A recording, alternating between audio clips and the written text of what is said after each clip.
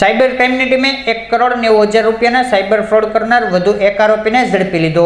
ભાવનગરના તળાજા રોડ ઉપર રહેતા અજયભાઈ જસવંતભાઈ પટેલને એપ્લિકેશન ડાઉનલોડ કરાવી આઈપીઓ તથા સ્ટોક માર્કેટમાં રોકાણ કરાવી પ્રોફિટ આપવાના બાના હેઠળ કટકે રૂપિયા 1,90,00,000 રૂપિયાનું રોકાણ કરાવી વિશ્વાસઘાત કરી છેતરપિંડી કરી હોવાની સાયબર ક્રાઇમ ખાતે ફરિયાદ નોંધવામાં આવી હતી। જે ફરિયાદના આધારે પોલીસે અગાઉ 2 આરોપીઓને ઝડપ્યા હતા, જ્યારે વિસનગરના સલીમભાઈ ઉસ્માન મિયા શેખને ઝડપી લઈ ધોરણસરની કાર્યવાહી હાથ ધરી હતી।